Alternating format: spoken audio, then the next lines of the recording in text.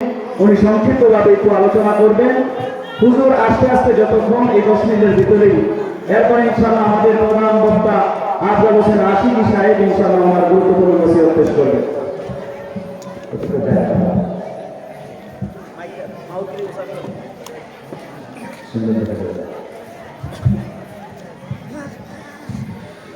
شكرا صلاة يا رسول الله عليكم سلام يا حبيب الله عليكم صلاة يا رسول الله عليكم سلام يا حبيب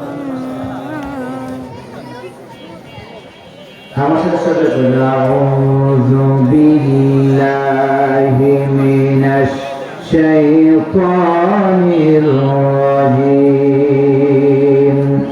بسم الله الرحمن الرحيم لقد كان لكم في رسول الله أسوة حسنة وإذا قال الله تبارك وتعالى في كلامه المجيد الفرقانه الحميد كنتم خير أمة أخرجت للناس صدق الله مولانا العظيم وصدق رسوله النبي الحبيب الكريم সময়ের উপস্থিতি কমিটির অনুরোধে 10 মিনিট কথা বলার জন্য বসেছি।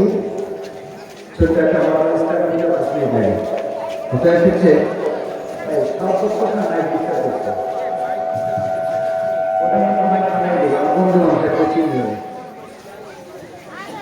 তো সেক্ষেত্রে আমি আপনাদেরকে এই 10 মিনিট সময়ের মধ্যে একটা তথ্য দিয়ে যাব। আপনারা যদি মানতে পারেন তাহলে আমাদের জন্য এটা নাজাতের ফয়সালা হতে পারে। সবাই মানতে পারবো তো ইনশাআল্লাহ? হযরতে লা ইলাহা ইল্লাল্লাহ জোরে লা ইলাহা লা ইলাহা ও লা ইলাহা বন্ধুরা আমার বাবারা আমার হযরত মুসা আলাইহিস সালাম আল্লাহ তাআলার কাছে 6 বার রিকোয়েস্ট করেছেন, আল্লাহ এই শেষ জামানার উম্মত আমাকে দিন। আল্লাহ 6 বার তার আর্গুমেন্টকে ক্যান্সেল করে দিয়েছেন, রিসিভ করেন নাই, বলেছেন না এই উম্মত আপনাকে দেয়া যাবে না, এই উম্মত রেখেছি আখির জামানার পয়গম্বর নবী মুহাম্মদ রাসূলুল্লাহ সাল্লাল্লাহু আলাইহি ওয়াসাল্লামের জন্য। সুবহানাল্লাহ পড়েন। হযরত ঈসা আলাইহিস সালাম এটা জানতেন, যার কারণে হযরত ঈসা আলাইহিস সালাম প্রথমবার এটাকে আল্লাহর কাছে চেয়েছেন। মুসা আলাইহিস সালাম বললেন, আল্লাহ আমাকে কেন দিলেন না? বলে এজন্য দেই নাই যে আপনি যদি 6 বার এই উম্মতের নবী না হইয়া প্রথমবার এই উম্মতের নবী এই নবীর উম্মত হতে চাইতেন, আমি মুসা আপনাকে ঈসাকে নবী না বানায় আপনি মুসাকে এই নবীর উম্মত বানাই দিতেন। সুবহানাল্লাহ বলেন। খ্রিস্টানদের মাসে তিনি হলেন ঈসা, আর যিনি আসবেন উম্মত হয়ে তিনি হলেন কি? ঈসা। হযরত মুসা আলাইহিস সালাম আল্লাহর কাছে ডাক দিয়া বলে, ইয়া রাব্বি আজিদ ফিল আরওয়াহি উম্মাতান মিনহুম قد فارقوا خطاياهم والصلوات الخمس فاجعلهم أمتي। হে আল্লাহ, আমি আমার কিতাবের মধ্যে এমন একজন উম্মত দেখেছি, এমন একদল উম্মত আমি খুঁজে পেয়েছি যে উম্মত 5 ওয়াক্ত নামাজ পড়ার সাথে সাথে আপনি জান্নাত দিয়ে দিবেন। হাবিব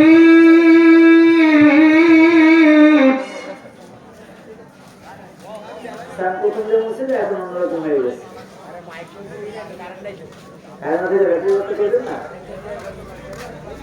যদি কারেন্ট 2 ঘন্টা জায়গা বক্তারা কি মাহফিল দিয়ে রাখবো না?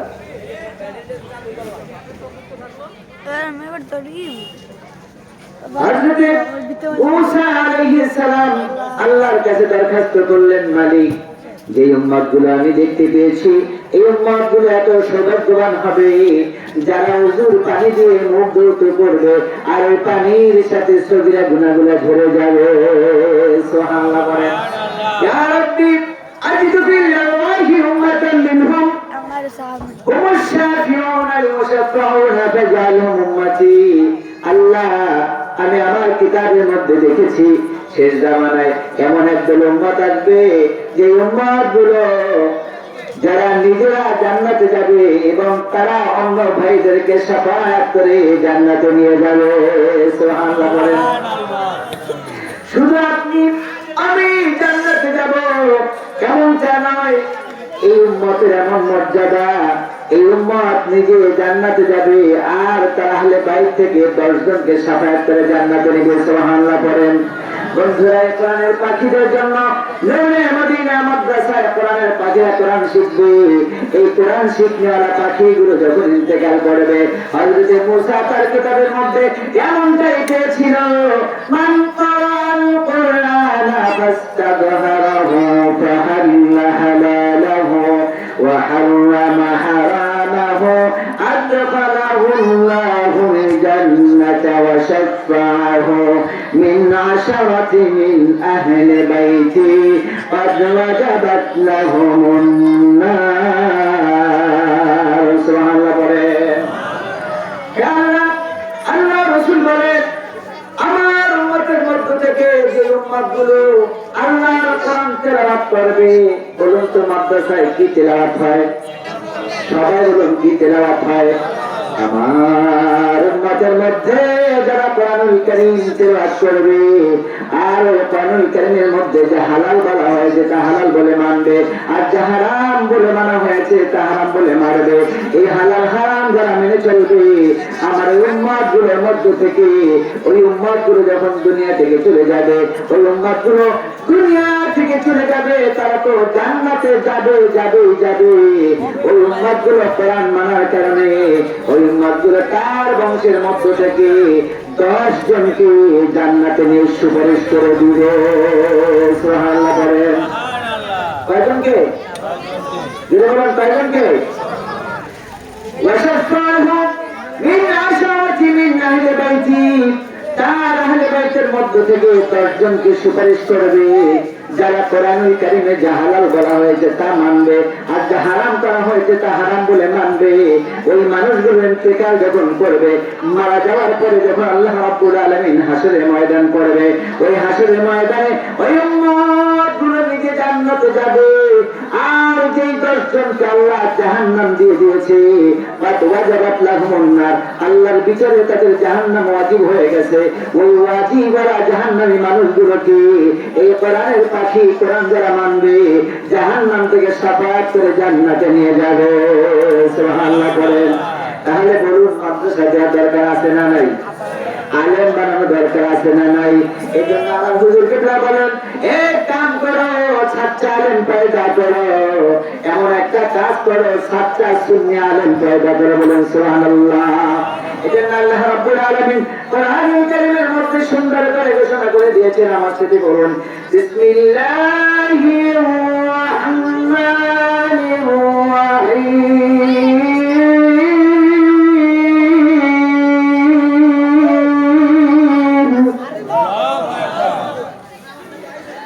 কুনতুম খায়রা উম্মাতিন উখরিজাত লিন-নাসি তা'মুরুনা বিল-মা'রুফি ওয়া তানহাউনা 'আনিল মুনকার। আল্লাহু আকবার।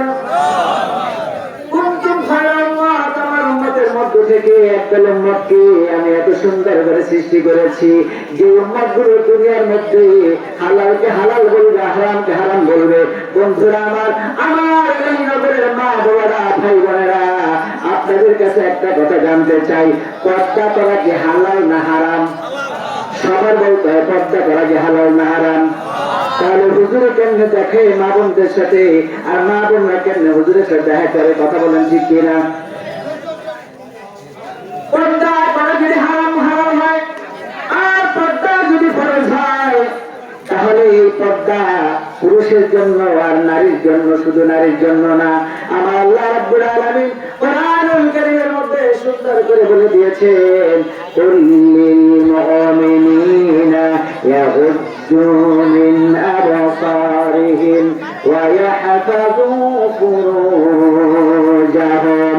ও দুনিয়ার মানুষ, ও আমার নবীর উম্মতেরা, তোমরা তোমাদের চক্ষুকে নিম্নগামী করো আর তোমাদের লজ্জাস্থানকে হেফাজত করো।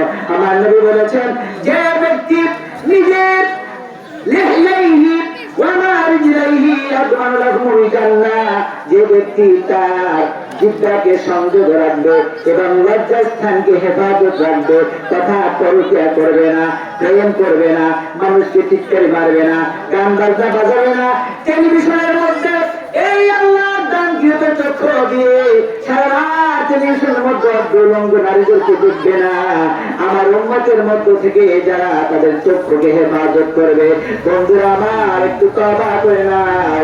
আল্লাহ নবী বলেছেন, আমার উম্মতের মধ্য থেকে যারা নিজেদের চক্ষুকে হেফাজত করবে, সংযত করবে আর লজ্জাস্থানকে হেফাজত করবে, ওই উম্মত গুলোকে জান্নাতে নেওয়া আমি নবীর জন্য ওয়াজিব হয়ে যায়। সুবহানাল্লাহ বলে।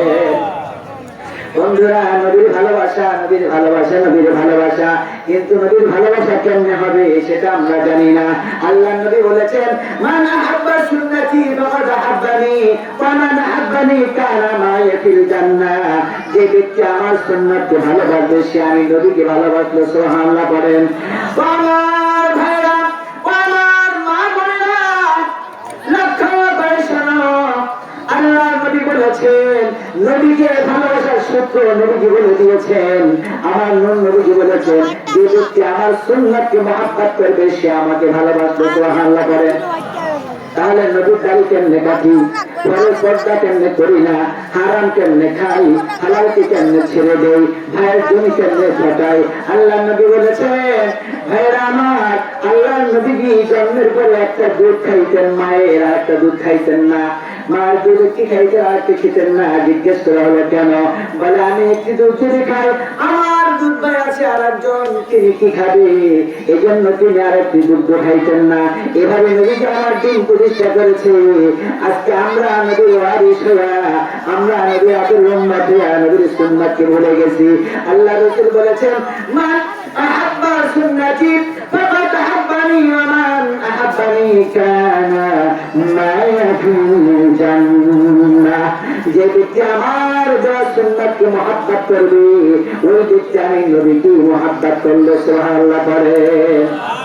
এবার ভাবুন, দাড়ি কাটবেন না রাখবেন? বন্ধুরা আমার, বাবারা আমার, আজকে যদি আমি মুফতি সুলাইমান মারা যায়, আজকে যদি মাহফিলের প্রধান বক্তা আফজাল হোসেন আশিকি সাহেব মারা যায়, আজকে যদি মহল্লার একজন ভাই মারা যায়, এই ভাই মারা যাওয়ার পরে কাল সকালের মধ্যে তাকে কবরে রাখা হবে। ওই কবরের মধ্যে আমার নূর নবীজি আসবে, জিবরাইল কবরের মধ্যে নূর নবীজি আসবে। ফেরেশতারা জিজ্ঞেস করবেন, মান হাযা রাজুল আল্লাযী বু'আসা ফীকুম। ওখানে যে এসেছে একটা প্রশ্নের জবাব তিনি দিতে পারবে।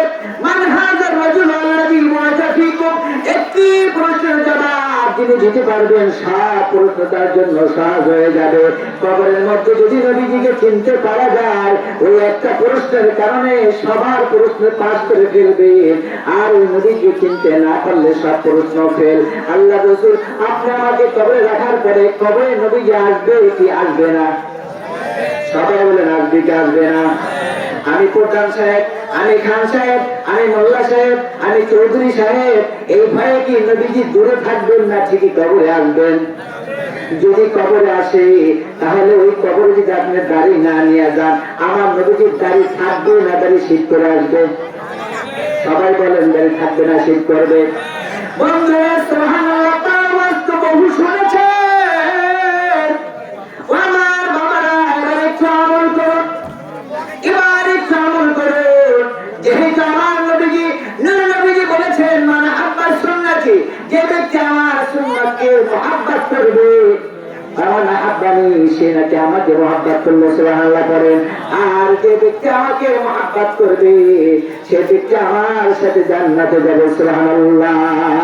এই জন্য বাবা আমার ওই কবরের মধ্যে যখন আপনাকে আমাকে শোয়া রাখা হবে উত্তর দক্ষিণ দিক করে, ওই কবরের মধ্যে ফেরেশতা এসে জিজ্ঞেস করবে মান হাযার রাজুল আল্লাযী বু'আসা ফীকুম, এই ব্যক্তিকে একে তোমাদের কাছে কেন পাঠানো হয়েছিল? নিকাম কিন দেনটাকে ধ্যান করুন, গিরানসে কিছু নিবেন কিছু দেবেন। এর নাম হলো তাফসীরের নাম মাহফিল। ওই কবরের মধ্যে যখন আমার নবীজিকে শোয়া নবীজিকে আনা হবে, আপনি যখন দেখবেন নবীজি আসছে, বলুন তো নবীজির মুখের মধ্যে দাড়ি মোবারক থাকবে কি থাকবে না? সবাই বলুন থাকবে কি থাকবে না? এবার বলুন আপনি আমি কবে মরবো কেউ কি জানি? তাহলে দাড়ি কবে বড় হবে? কবে দাড়ি বড় হবে? বন্ধুরে আমার বাবাজিরা, এই জন্য নবীজি বলেছেন যে ব্যক্তি আমার একটি সুন্নাতকে জিন্দা করলো ওই ব্যক্তি কিয়ামতের ময়দানে 100 শহীদের মর্যাদা পাবে। বলুন সুবহানাল্লাহ। আমার উম্মতের ক্রান্তি লগ্নে আমার উম্মত যখন ক্লান্ত হয়ে যাবে, ঘরে ঘরে সুদ বুঝাই হবে, ঘরে ঘরে পর্দা থাকবে না, ঘরে ঘরে মিথ্যা চলবে, আমার উম্মতের সেই ক্রান্তি লগ্নে আমার যে উম্মত একটা সুন্নাতকে জিন্দা করবে, আমি নবীজি ওয়াদা করলাম আল্লাহর পক্ষ থেকে ওই একটা হারিয়ে যাওয়া সুন্নাত যিনি পালন করবে কিয়ামতের ময়দানে আমার আল্লাহ 100 শহীদের মর্যাদা দান করবে। সুবহানাল্লাহ। কয়জন শহীদ বলেন? 100 শহীদের মর্যাদা। আমার উম্মতের ক্রান্তি লাগবে শেষ জামানার মধ্যে যখন ঘরে ঘরে সুদ থাকবে, সন্তান বাবাকে খাবার দিবে না, সন্তান মাকে খাবার দিবে না, স্বামী স্ত্রীকে পাত্তা দিবে না, স্ত্রী স্বামীকে পাত্তা দিবে না, ওই সময়ের মধ্যে এসে আমার যে উম্মত একটা সুন্নাত পালন করবে, ঘরের মধ্যে গিয়ে স্ত্রীকে মিষ্টি হেসে সালাম দিবে। সুবহানাল্লাহ। আমার যে উম্মত একটা সুন্নাত পালন করবে, মসজিদে ঢোকার সময় ডান পা দিয়ে প্রবেশ করবে, আমার যে উম্মত একটা সুন্নাত পালন করবে, আগে দাঁড়িয়ে রাখতো না এখন দাঁড়িয়ে রাখবে। ও দুনিয়ার মানুষ শুনে রাখো, ও আমার আলহিনগরের মা বাবারা শুনে রাখো, আর কোনদিন এসে বলতে পারি না কয়েকটি সুন্নাত তোমাদেরকে বলে দে, এই সুন্নাত গুলো যারা পালন করবে, যা সমাজ থেকে হারিয়ে গেছে, সারা রমজান রোজা রাখলো, চাঁদরাতে দাড়ি শীত করে, নাউজুবিল্লাহ করে। নবী পাকের দাড়ি একটা দাড়ি সেটা 70টা ফেরেশতা থাকে। সুবহানাল্লাহ করেন। আল্লাহ নবী দেখুন একটু চিন্তা করা, মায়ের পেটের মধ্যে আপনি আমি যখন এসেছি, মায়ের মাসিক বন্ধ হয়ে গেল, মায়ের নাভির তার দিয়ে আপনার আমার নাভির তারের মধ্যে খাওয়াইল। আল্লাহকে প্রশ্ন করলাম মালিক, ও মালিক, আমাদের তো মুখ তৈরি করেছিলেন মায়ের পেটের মধ্যে, কেন মুখে খাওয়ার নাই? আল্লাহ বলে বান্দারে দুনিয়া যাবার পরে তুমি তোমার এই জবান দিয়ে আল্লাহকে ডাকবা। সুবহানাল্লাহ করে। এই জন্য মায়ের রক্ত তোমাকে খাওয়াই নাই, নাভির তার দিয়ে খাওয়াইছি, মুখ দিয়ে খাওয়াই নাই। কারণ এই মুখ দিয়া বান্দা যখন নামাজে দাঁড়াবে, নামাজে দাঁড়িয়ে পড়বে সুবহানাকাল্লাহুম্মা ওয়া বিহামদিকা ওয়া তাবারাকা ইসমুকা ওয়া তাআলা জাদ্দুকা ওয়া লা ইলাহা গায়রুক। এরপরে আমার বান্দা এই জবান দিয়ে আউযুবিল্লাহ পড়বে, বিসমিল্লাহ পড়বে, রুকুতে গিয়ে আমার প্রশংসা করবে, সিজদায় গিয়ে আমার প্রশংসা করবে, আমার বান্দা সিজদা থেকে উঠে আমার প্রশংসা করবে, আমার বান্দা কোরআন তেলাওয়াতের মাধ্যমে প্রশংসা করবে, আমার বান্দা তাহাজ্জুদের নামাজ পড়ে চোখের পানি ফেলবে। সুবহানাল্লাহ করেন। আমার যে বান্দা এই জবান দিয়ে আমি আল্লাহকে আল্লাহ বলে ডাকবে, ও দুনিয়ার মানুষ, আমার যে বান্দা আমাকে আল্লাহ বলে ডাকবে, আমি আল্লাহকে ভালোবাসবে, আমি আল্লাহকে ভয় করবে, আমার ওই বান্দাকে আমি কেমন করে মায়ের রক্ত খাওয়াই, এই জন্য আমি আমার বান্দাকে মায়ের পেটের মধ্যে জবান দিয়ে খাওয়াই নাই, মায়ের পেটের মধ্যে আমার বান্দার নাভির তারের সাথে তার দিয়ে খাওয়াইয়া দিয়েছি। বন্ধুরা আমার, সেই পবিত্র জবানকে কেউ অপবিত্র করবেন না। হিন্দু মারা গেলে মুখে আগুন দেয়, মুসলমান জীবিত থাকতে মুখে আগুন দেয়, দেয় কি দেয় না? কথা বল না কেন, দেয় কি দেয় না? হিন্দু মরে গেলে মুখে আগুন দেয়, কিন্তু মুসলমান জীবিত থাকা অবস্থায় মুখে কেমনে আগুন দেয়? ও আমার বাবা, এত আদর করে আমার আল্লাহ তোমাকে আমাকে বানাইলো, এরপরে শুধু তাই নয় বানায় শেষ করে নাই, এমন একজন নবীর উম্মত বানাইলো যেই নবী সিজদায় পড়বে আর উম্মত জান্নাতে ঢুকবে। সুবহানাল্লাহ বলেন। এই জন্য মুসা বললেন, ইয়া রাব্বি আজিদ ফিল আরওয়াহি উম্মাতাম মিনহুম কাফারাতু খাতায়াহুম as-salawatul khams ফাজআলহুম উম্মতি। আল্লাহ, আমি আমার কিতাবের মধ্যে দেখেছি একদল উম্মত শেষ জামানায় আসবে, ওই উম্মত গুলো 5 ওয়াক্ত নামাজ পড়বে আর তাদের গুনাহগুলো ঝরে ঝরে পড়ে যাবে। সুবহানাল্লাহ বলেন। যাদের হৃদয়ে আছে আল্লাহর ভয় তারা প্রভু পথ ভুলে যায় না। কারণ না মাইক্রোফোন বন্ধ করে দিছে, ভালো লাগে না তাই না? একটু পড়েন। যাদের হৃদয়ে আছে আল্লাহর ভয় তারা শুধু পথ ভুলে যায় না। আল্লাহর প্রেম ছাড়াই দুনিয়ায় কারো কাছে কোনো কিছু চায় না, ঠিক না? রাতে আধারে যারা সেজদাতে রয়, দু চোখের অশ্রুতে নদী যেন বয়, চলো নারাচানি যত আসে পিছনে ফিরে তাকায় না। আল্লাহর প্রেম ছাড়াই দুনিয়ায় কারো কাছে কোনো কিছু চায় না।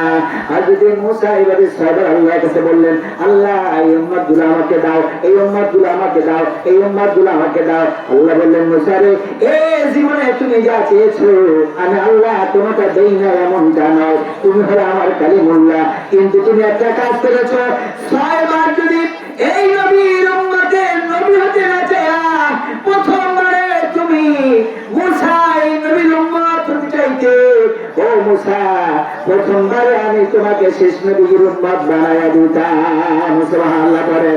মুসা যেহেতু 6 বার তুমি এই উম্মতের নবী হতে চেয়েছো, এই জন্য আমি তোমাকে এই আর্গুমেন্ট কবুল করতে পারলাম না, তোমার দরখাস্ত আমি অবরোধ করে গেলাম।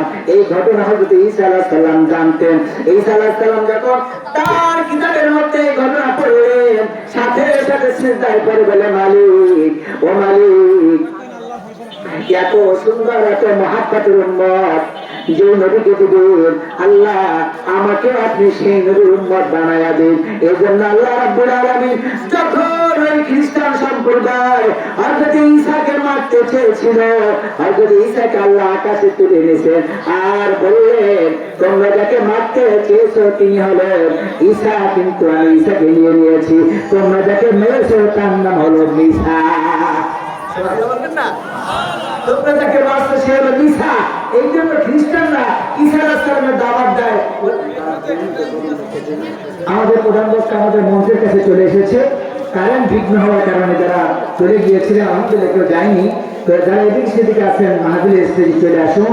আজকে মাহফিলের প্রধান বক্তা আন্তর্জাতিক, তিনি ভারতে বেশি প্রোগ্রাম করে থাকেন, যারা মুফতি মৌলানা হাফেজ আফজাল হোসেন আশিকি সাহেব, তিনি আমাদের সামনে চলে আসবেন। তাই আমরা এদিকে সেদিকে ঘোরাফেরা না করে আমরা বসে পড়ি, হুজুর আমাদের মাঝে বাসা থেকে রওনা করছে, 2 মিনিটের মধ্যে চলে আসবেন।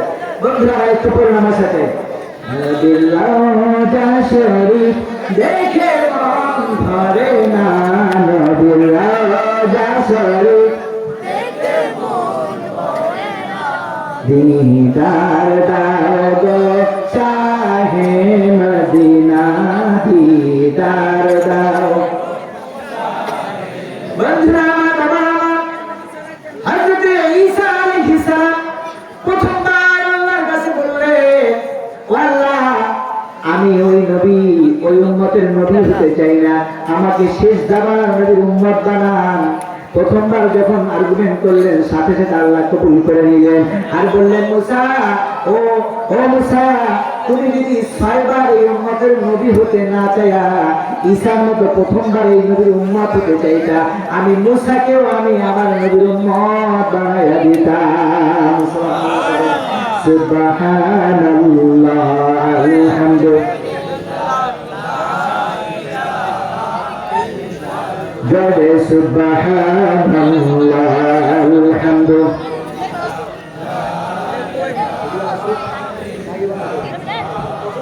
ইল্লাল্লাহু ইল্লাল্লাহ ইল্লাল্লাহু লা ইলাহা ইল্লাল্লাহ, সুবহানাল্লাহ, আলহামদুলিল্লাহ। তাহলে আমরা কি পেলাম? নবীজিকে ভালোবাসতে হবে আমলের মাধ্যমে। কিসের মাধ্যমে? মানে আহাব্বা সুন্নতি ফাকাদ আহাব্বানি, মনে থাকবে তো? সারা রাতের মধ্যে যা শুনবেন মুখস্থ করে নিবেন। আর একটা সূত্র এখন দিয়ে দিলাম অসংখ্য হাদিসের মধ্যে থেকে, মানে আহাব্বা সুন্নতি, নবীজি বলছেন আমার সুন্নাতকে যে মহব্বত করবে ফাকাদ আহাব্বানি, সে আমাকে মহব্বত করলো। আমার আহাব্বানি কানা মাই ফিল জান্নাহ, আর যে আমাকে মহব্বত করলো আমি নবীজি তাকে সাথে করে জান্নাতে নিয়ে যাব। সুবহানাল্লাহ বলেন। আল্লাহ তাআলা আমাদেরকে তৌফিক দান করুন। হাদা মা ইনদি ওয়াল ইলমু ইনদাল্লাহ, আলাইহি তাওয়াক্কালতু ওয়া ইলাইহি উনীব। আসসালামু আলাইকুম ওয়া রাহমাতুল্লাহি ওয়া বারাকাতুহু। মাশাআল্লাহ, জাযাকাল্লাহ, বারাকাল্লাহু ফি হায়াতি।